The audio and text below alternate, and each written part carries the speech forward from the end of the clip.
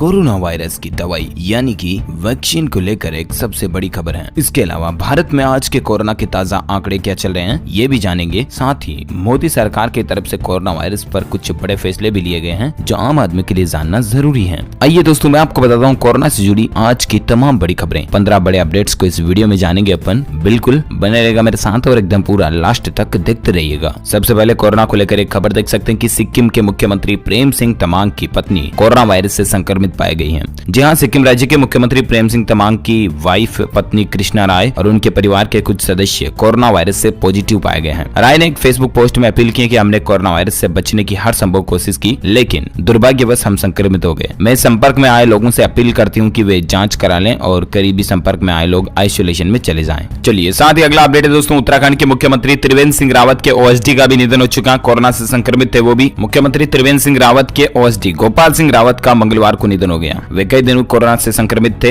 और अस्पताल में वेंटिलेटर पर भी थे।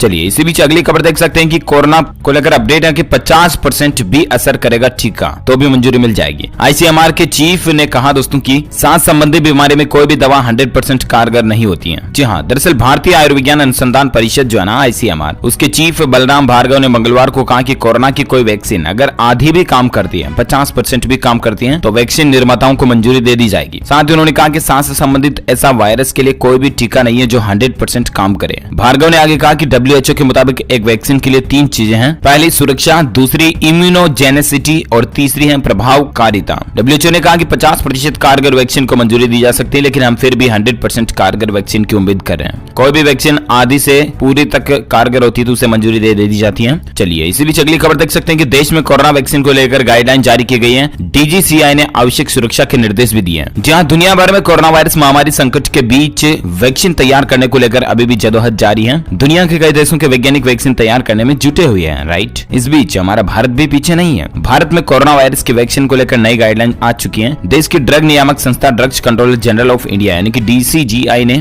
कोरोना वैक्सीन को लेकर नई गाइडलाइन जारी की है। Drugs controller general of India ने बड़ी फार्मा कंपनी के लिए सुरक्षा, प्रतिरक्षा और प्रभावकारिता मापदंडों को ध्यान में रखते हुए दिशा निर्देशों का एक नया सेट जारी किया, जिसमें एक पॉइंट तो हुआ जैसा कि मैंने आपको बताया कि 50% भी अगर वैक्सीन काम कर रही है तो भी उसको मान्यता दे दी जाएगी। इसके अलावा कोरोना वैक्सीन को लेकर जो नई गाइडलाइन है उसमें इस बात पर प्रकाश डाला गया है कि गर्भावस्था और प्रसव की क्षमता वाली महिलाओं में कोविड-19 निवारक टीकों का उपयोग टीकाकरण कार्यक्रमों के लिए एक महत्वपूर्ण विचार है। यानी कि अगर कोरोना की कोई वैक्सीन बनती है तो वो गर्भवती माताओं बहनों के लिए क्या कुछ परफॉर्मेंस करेगी, इस पर भी ध्यान दिया जाएगा, देखा जाएगा।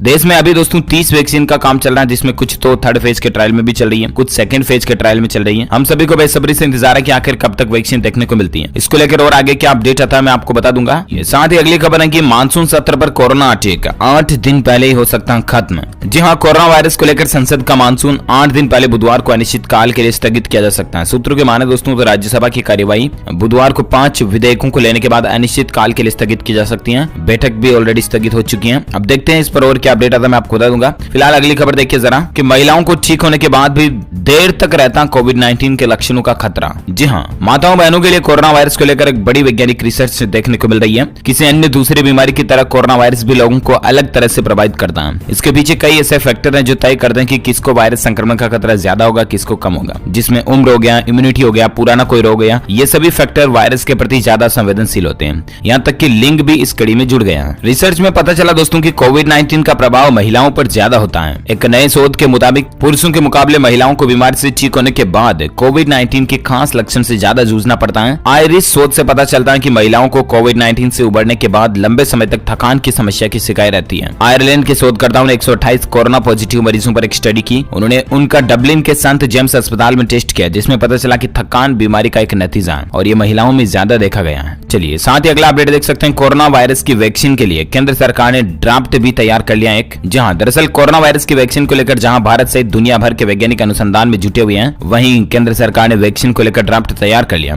जिसमें आगामी 12 अक्टूबर तक सुझाव मांगे गए। इन नए दिशा निर्देशों के अनुसार 50% लोगों में वैक्सीन का असर दिखने पर उसे अनुमति तो दे दी जाएगी, लेकिन 12 अक्टूबर तक इसमें सुझाव भी मांगे गए। तो आप कुल मिलाकर के केंद्र सरकार को अपनी राय या सुझाव सजेशन भेज सकते हैं 12 अक्टूबर तक, ठीक है ना। चलिए साथ ही अगली खबर है, कोरोना वायरस के खिलाफ रक्षा कवच बन रहा डेंगू। एशिया और लैटिन अमेरिका में एक शोध में खुलासा हुआ है। जी हाँ, दरअसल दोस्तों कोरोना वायरस से जूझ रही पूरी दुनिया के लिए एक अच्छी खबर आई है। ब्राजील में हुए एक शोध में डेंगू के प्रसार और कोरोना वायरस के बीच एक संबंध देखा गया। इस शोध में पता चला कि डेंगू बुखार कोरोना वायरस महामारी से बचाव में रक्षा का कवच बन रहा है। डेंगू लोगों को कुछ हद तक रोग प्रतिरोधक क्षमता दे रहा है, जो कि कोरोना वायरस से जूझने में मदद कर रहा है। ड्यूक यूनिवर्सिटी में प्रोफेसर मिगुएल निकोलेसिस ने समाचार एजेंसी रॉयटर्स में बातचीत करते हैं साल 2019 और 2020 में डेंगू बुखार के जो कोरोना के भौगोलिक प्रसार का एक तुलनात्मक आंकड़ा था उसको देखा, और निकोलेसिस ने पाया दोस्तों कि जिन देशों में इस साल या पिछले डेंगू का प्रकोप बहुत तेजी से फैला था वहां पर कोरोना वायरस का संक्रमण कम है और कम मामले भी सामने आ रहे हैं। मतलब कि डेंगू वायरस एंटीबॉडी और कोरोना वायरस के बीच एक गुप्त संबंध बनाता है। ब्राजील में हुई स्टडी में कहा गया कि यह असाधारण जानकारी डेंगू वायरस एंटीबॉडी और कोरोना वायरस के बीच एक गुप्त संबंध की संभावना को दर्शाता है। यदि ये सही साबित होती है तो डेंगू से संक्रमण या उसके खात्मे के लिए बनाई गई एक प्रभावी और सुरक्षित वैक्सीन कोरोना वायरस से कुछ हद तक सुरक्षा दे सकती है। शोध टीम ने पाया कि डेंगू और कोरोना वायरस के बीच ये रिश्ता लैटिन अमेरिका के अन्य हिस्सों और एशिया तथा प्रशांत महासागर के देशों में भी पाया गया है। चलिए साथ ही अगली खबर है कि इन 3 राज्यों में नहीं थम रहा कोरोना का कहर। 24 घंटे में हुई 552 मरीजों की मौत। जहां वैश्विक महामारी कोरोना वायरस से पिछले 24 घंटों के दौरान महाराष्ट्र, कर्नाटक तथा उत्तर प्रदेश इन 3 राज्यों में ही 550 से ज्यादा लोगों की मौत हुई, जो कि इस दौरान देश में हुई कुल मौतों का 50% से भी ज्यादा है। यानी कि आधे से ज्यादा मौतें तो सिर्फ इन 3 राज्यों में हो रही हैं। जरा अंदाजा लगाइए आप। भारत के आज के कोरोना के आंकड़े क्या चल रहे ताजा, वो भी मैं आपको फटाफट से बता देता हूँ। तो खबर देख पा रहे दोस्तों की कोरोना अपडेट को लेकर अब तक 90,000 मौतें हो चुकी हैं। भारत में 24 घंटों में 89,000 मरीज ठीक हुए हैं। 83,000 नए केस भी देखे गए हैं। भारत में पिछले 24 घंटों के ताजा आंकड़ों की अगर बात करें तो दोस्तों स्वास्थ्य मंत्रालय द्वारा जारी ताजा आंकड़ों के मुताबिक 83,000 के समथिंग नए केस आए और उसके बाद भारत में कुल संक्रमित केसों की संख्या 56,46,000 से भी ज्यादा हो चुकी है, जिसमें से 9,68,000 एक्टिव केस हैं यानी कि जिनका इलाज चल रहा है, जबकि 45,87,000 से भी ज्यादा मरीज ठीक हो चुके हैं। इस वायरस के चलते भारत में मरने वालों की कुल संख्या का आंकड़ा 90,020 से भी ज्यादा पहुंच चुका है। 90,000 से ज्यादा है ना। वही दुनिया भर में आज इस कोरोना के आंकड़ों की बात करें तो अभी तक दुनिया भर में 10.25 लाख लोगों की मौत की खबर है। 24 घंटों के दौरान 2.72 लाख पूरी दुनिया में नए केस देखे गए हैं ना, और 2.77 लाख लोग ठीक भी हुए हैं। सबसे ज्यादा मामले कहाँ चल रहे हैं? अमेरिका, ब्राजील और भारत में, आपको पता होगा, जिसमें बढ़ने की मामलों की संख्या सबसे ज्यादा जो वो अभी भी भारत में ही है। तो ये कुछ ग्लोबल डेटा का आंकड़ा चल रहा है। और इसी बीच अगली खबर देख सकते हैं कि कोरोना वायरस को लेकर कहीं आपका सैनिटाइजर नकली या फिर मिलावटी तो नहीं है। दरअसल दोस्तों consumer guidance society of India ने घोषणा की है कि मुंबई समेत पूरे महाराष्ट्र में इस्तेमाल हो रहे सैनिटाइजर घटिया क्वालिटी के हैं। सोसाइटी ने पाया कि बाजार में कुछ सिर्फ मुनाफा कमाने के लिए आए हैं और उनके उत्पादों की गुणवत्ता अच्छी नहीं है। सैनिटाइजर हमारी जिंदगी का एक अहम हिस्सा बन गया और इस समय सैनिटाइजर को कोरोना वायरस से लड़ने के लिए ढाल के तौर पर हम इस्तेमाल कर रहे हैं। जब हम काम पर जाते हैं, यात्रा कर रहे होते तब हम सैनिटाइजर का इस्तेमाल करते हैं। कोरोना वायरस ज्यादा फैल रहा है तो इसके साथ साथ हर दिन सैनिटाइजर की मांग भी बढ़ती जा रही है, राइट। और ऐसे में कुछ कंपनियों ने इन स्थितियों का भी फायदा उठाना शुरू कर दिया। सैनिटाइजर के नाम पर कई गड़बड़ उत्पाद मार्केट में बेचे जा रहे हैं। कई तरह के सैनिटाइजर्स हैं जिनमें कुछ दावा कर रहे हैं कि वो 99.9% तक वायरस को मार सकते हैं। कुछ कहते हैं कि उनका सैनिटाइजर खुशबू वाला,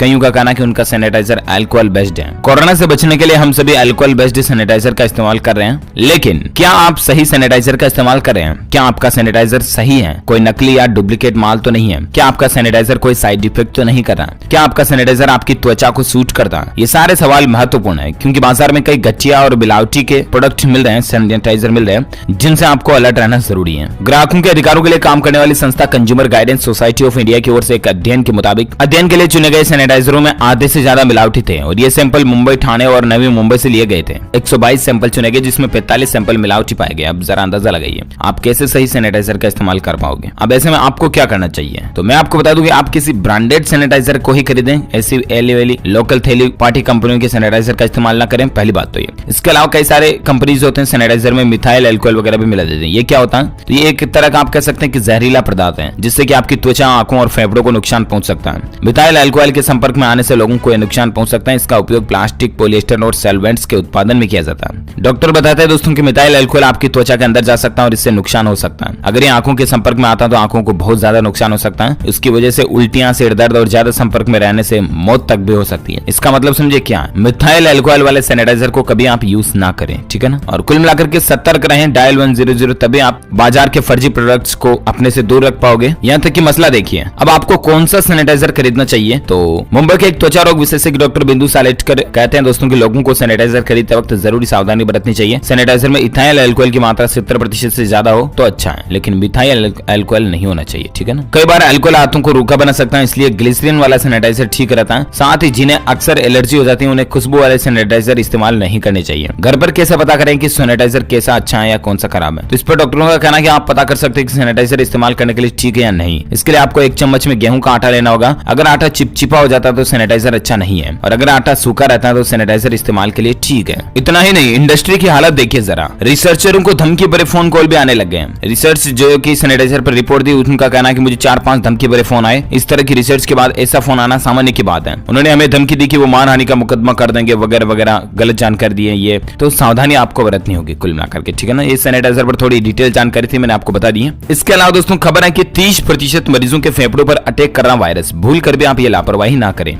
जहां कोरोना वायरस संक्रमण के जो मरीज स्वस्थ पाए गए हैं वे भी बेपरवाह न बने, क्योंकि ये वायरस हमारे फेफड़ों में फाइब्रोसिस की वजह मुख्य बन रहा है। इसके चलते न केवल फेफड़ों में सिकुड़न व सूजन हो सकती है, बल्कि निमोनिया, लगातार सांस फूलना, टीबी व अन्य तरह के संक्रमण का खतरा भी रहता है। इसलिए आप डॉक्टर के संपर्क में रहें। इसके अलावा खबर देखिए, चीनी वायरस वैज्ञानिक का एक दावा है। बीजिंग के कोरोना वायरस को छिपाने के प्रयास में WHO भी शामिल है। अब ये गड़बड़ घोटाला देखिए जरा। चीनी वायरस के वैज्ञानिक डॉक्टर ली मेंग यान ने दावा किया कि खतरनाक कोरोना वायरस वुहान की एक सरकारी लैब में विकसित किया गया था, और एक न्यूज चैनल को दिए गए इंटरव्यू में उन्होंने ये भी कहा कि चीन की सरकार को संक्रमण के फैलाव के बारे में जानकारी थी और चीन के छिपाने के प्रयास में WHO भी शामिल था। अब असल सच्चाई क्या है देखते हैं WHO का इस पर और क्या बयान आता है। जो कोई भी अपडेट आएगा मैं आपको बता दूंगा। इसके अलावा खबर दोस्तों की कोरोना ने फिर से बंद कराए देश भर के इन शहरों को। यहाँ देखिए लिस्ट। जहां भारत में इस वक्त अनलॉक 4 का अंतिम सप्ताह चल रहा है, पर इसके बाद भी देश में कोरोना संक्रमण के मामले कम होने के नाम नहीं ले रहे हैं, और ऐसे में कई सारे शहरों में अभी भी लॉकडाउन और 144 जैसी स्थितियां चल रही है। देख सकते हैं आप रायपुर में, छत्तीसगढ़ रायपुर में 21 से 28 सितंबर तक फिर से सख्त लॉकडाउन लागू कर दिया गया। राजस्थान जयपुर सहित 11 जिलों में 144 धारा 144 जो राजस्थान में लागू हो चुकी है। कौन कौन से जिलों में? जयपुर, जोधपुर, कोटा, अजमेर, अलवर, भिलवाड़ा, उदयपुर, शिकरपाली, नागौर वगैरह वगैरह में। इसके अलावा मुंबई में धारा 144 ऑलरेडी लागू है, 30 सितंबर तक इसको बढ़ा दिया। नोएडा में भी धारा 144 को 30 सितंबर तक बढ़ा दिया। राजधानी दिल्ली सरकार ने 5 अक्टूबर तक सभी स्कूल कॉलेजों को बंद रखने का आदेश दिया। तमिलनाडु में भी रविवार को सख्त लॉकडाउन लगाया गया था। इस दौरान सिर्फ दूध की आपूर्ति और स्वास्थ्य सेवाओं को ही छूट दी गई। तो ये कुछ मसला चल रहा है। और इसी बीच खबर है दोस्तों की, कोरोना वायरस के टीके काम करेंगे या नहीं, इसकी कोई प्रमुख गारंटी नहीं हो सकती, ये कहना WHO प्रमुख का। हालांकि वैज्ञानिक और दुनिया भर के साइंटिस्ट कोरोना वायरस का टीका बनाने में जुटे हुए हैं, राइट। लेकिन WHO के प्रमुख टेड्रोस का कहना है कि कोरोना वायरस का टीका 100% काम करे ना, इसकी कोई गारंटी नहीं है। लेकिन हम सभी को पॉजिटिव थिंकिंग रखनी चाहिए, सकारात्मक सोच रखनी चाहिए। अब देखते हैं आगे क्या अपडेट आता है और वैक्सीन वगैरह को लेकर। बिल्कुल आप मुझसे जुड़े रहेगा और चैनल को सब्सक्राइब करके बेल आइकन जरूर दबाए रखिएगा। वैसे आप मुझे अभी इसी वक्त नीचे कमेंट करके बताइए दोस्तों कि आप कौन से राज्य में रहते हैं, ताकि पर्टिकुलर मैं आपके स्टेट गवर्नमेंट की तरफ से आने वाले अपडेट भी आपके मोबाइल तक पहुंचा पाऊंगा। इस वीडियो को लाइक करना, ज्यादा से ज्यादा अपने दोस्तों के साथ फेसबुक और व्हाट्सएप पर भी शेयर करना। Thank you, take care, good bye, जय हिंद, जय भारत, वंदे मातरम।